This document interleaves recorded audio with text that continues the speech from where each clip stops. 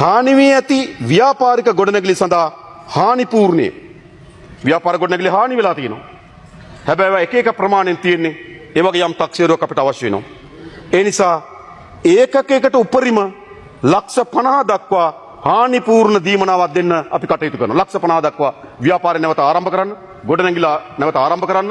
හැබැයි ඒ ගොඩනැගිල්ල හානියට ලක් වෙලා තියෙන ප්‍රමාණය අනුව ලක්ෂ 50ක් දෙනවා එවැනි ගොඩනැගිල්ලක් නැවත ආරම්භ කරන්න. ඊළඟ ආපදා බලපෑම හේතුවෙන් පූර්ණ වශයෙන් හානි සිදු වී ඇති පදිංචි වීමට නොහැකි නිවාස සඳහා නව නිවසක් ඉදි කර ගැනීමට ලබා දෙනු ලබන දීමනාව. නාය ගිහිලා තියෙනවා ගෙදරනේ ගම් වතුරට ගේත් ගලාගෙන ගිහිලා තියෙනවා. සාමාන්‍යයෙන් ඉස්සර දුන්නේ කොච්චරද? සාමාන්‍යයෙන් ඉස්සර දුන්නේ ලක්ෂ 12යි.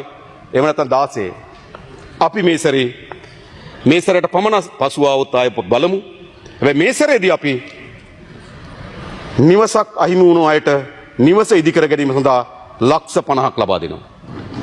සමහර විට Tamanට තිබුණු නිවසට වඩා සමහර අයට මං හිතන්නේ ලක්ෂ 50ට වඩා අධික වටිනාකම් සහිත නිවස් තියෙන්නේ නැති. සමහර අයට ලක්ෂ 50ක වටින්නේ නැති නිවස් තියෙන්නේ නැති. හැබැයි අපිට ඒවා ගණනය කරන්න බෑ, දැන් ඒවා ගහගෙන ගිහලා ඉවරයි. ඒ නිසා අපි ලක්ෂ 50ක දීමනාවක් දෙනවා මේ නිවසක් ඉදි කර ගැනීම සඳහා. ඉඩමක් නැත්නම් දැන් ලක්ෂ 50ක් දීලා ණය ගියපු කෙනාට ඉඩමනේ. ඉඩම නැත්නම් මොකද කරන්නේ? එහෙම නැත්නම් අවදානම ලක් වෙලා තියෙනවා, නැවත අවදානම් කලාපෙට යනවා. යන්න දෙන්නේ නැහැ. අපි උපරිම මා දැන් දාගෙන තියෙන අවදානම් විශේෂම කලාපවල මේ සෙනසුරාදා ගිහිල්ලා ඒ පළාත්වල රජ ඉඩම් තියනවද කියලා හොයනවා. මම හෙට නුවර නේද? හවස අපි මාතලේ යනවා. ඊට පස්සේ අපි නුවරඑළිය බදුල්ල යන කල්පනා කරනවා. ඒ පළාත්වල තමයි නේද? ඔව්. ඒ පළාත්වල තමයි මේ ඉඩම් ප්‍රශ්නේ තියෙන්නේ. අපි දිසාපති තුමාලා හම්බෙලා රජ ඉඩම් තියනවද කියලා හොයනවා. ඒ වුණොත් මේ ලක්ෂ 50 ගන්න කෙනාට රජයෙන් ඉඩමක් දෙනවා ගයක් හදාගන්න. රජයෙන් ඉඩමක් දෙන්න ඉඩම් නැත්නම් ලක්ෂ 50 දක්වා දීමනාවක් දෙනවා. ගේ හදන්න දීපු ලක්ෂ 50ට අමතරව ඉඩමක් මිලදී ගැනීම සඳහා ලක්ෂ 50 දක්වා දීමනාවක් ලබා දෙනවා.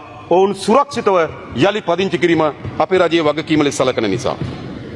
අර්ධ වශයෙන් හානි වූ පිළිසකර කර ගැනීම සඳහා ගෙවුණු ලබන දීමනාව. ආපදාවට ලක් වෙලා තියෙනවා. මුළු බණින්ම නිවාස විනාශ වෙලා නැහැ. දැන් ප්‍රතිසංස්කරණය කරගන්න පුළුවන්. ඔව් ඉඩමයි ගේ දෙකම ගියා නම් රුපියල් කෝටියක් හම්බ වෙනවා.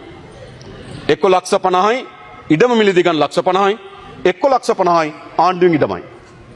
එයි මේ ජනතාවගේ ජීවිත අපි සුරක්ෂිත කරන්න ඕන. අපි හැමදෙනාම එකතු වෙලා මේ ජනතාව බලා ගන්න ඕනකම තිබෙනවා. ඊළඟ ආපදාවට බලපෑම හේතුවෙන් අර්ධ වශයෙන් නිවාස හානි වෙලා තියෙනවා. මේවට මේ පොඩි දීමනා දුන්නේ. තහඩු දෙකක් දාගන්න රුපියල් 5000ක් දෙනවා. බිත්තියක් නම් ගන්න රුපියල් 2000ක් දෙනවා.